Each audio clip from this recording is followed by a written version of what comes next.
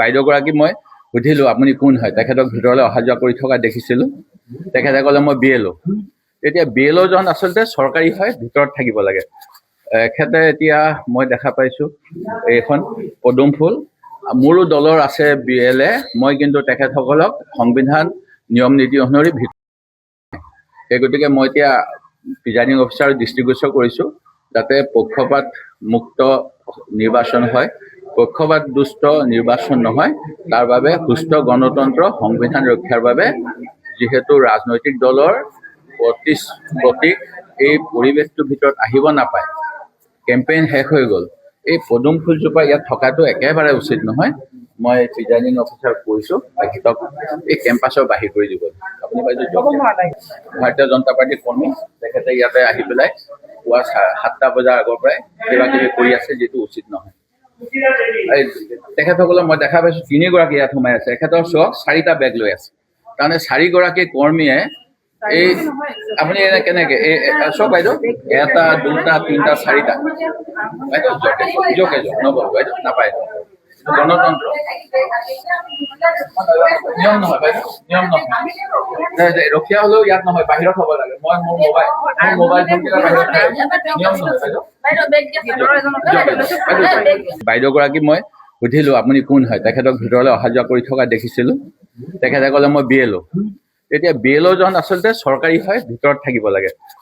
এখেতে এতিয়া মই দেখা পাইছোঁ এইখন পদুম ফুল, মোৰো দলৰ আছে BLA, মই কিন্তু তেখেতসকলক সংবিধান নিয়ম নীতি অনুসৰি ভিতৰলৈ আহিবলৈ দিয়া নাই।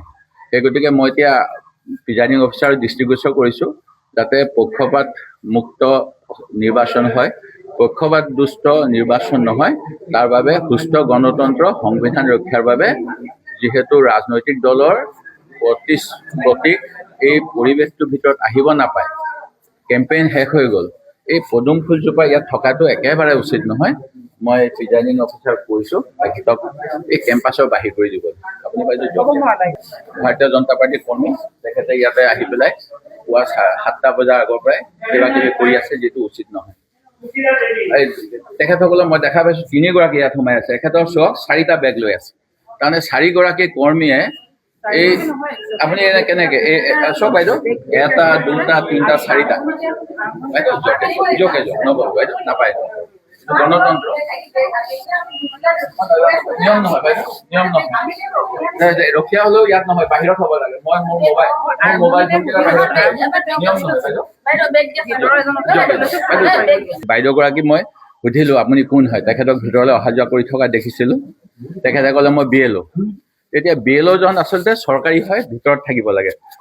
এখেতে এতিয়া মই দেখা পাইছোঁ এইখন পদুম ফুল, মোৰো দলৰ আছে BLA, মই কিন্তু তেখেতসকলক সংবিধান নিয়ম নীতি অনুসৰি ভিতৰলৈ আহিবলৈ দিয়া নাই। সেই গতিকে মই এতিয়া প্ৰিজাইডিং অফিচাৰক দৃষ্টিগোচৰ কৰিছোঁ যাতে পক্ষপাত মুক্ত নিৰ্বাচন হয়, পক্ষপাত দুষ্ট নিৰ্বাচন নহয়, তাৰ বাবে সুস্থ গণতন্ত্ৰ সংবিধান ৰক্ষাৰ বাবে যিহেতু ৰাজনৈতিক দলৰ প্ৰতীক এই পৰিৱেশটোৰ ভিতৰত আহিব নাপায়, কেম্পেইন শেষ হৈ গ'ল, এই পদুম ফুলজোপা ইয়াত থকাটো একেবাৰে উচিত নহয়। মই প্ৰিজাইডিং অফিচাৰক কৈছোঁ তেখেতক এই কেম্পাছৰ বাহিৰ কৰি দিব। আপুনি বাইদেউ ভাৰতীয় জনতা পাৰ্টীৰ কৰ্মী, তেখেতে ইয়াতে আহি পেলাই পুৱা 7টা বজাৰ আগৰ পৰাই কিবা কিবি কৰি আছে, যিটো উচিত নহয়। তেখেতসকলক মই দেখা পাইছোঁ 3গৰাকী ইয়াত সোমাই আছে, এখেতৰ চক 4টা বেগ লৈ আছে। তাৰমানে 4গৰাকী কৰ্মীয়ে এই আপুনি এনে কেনেকে চব বাইদেউ 1টা 2টা 3টা 4টা বাইদেউ জোকে নবল বাইদেউ নাপায়। গণতন্ত্ৰ নিয়ম নহয় বাইদেউ, নিয়ম নহয়। ৰখীয়া হ'লেও ইয়াত নহয়, বাহিৰত হ'ব লাগে। মই মোৰ মোবাইল নিয়ম নহয় বাইদেউ।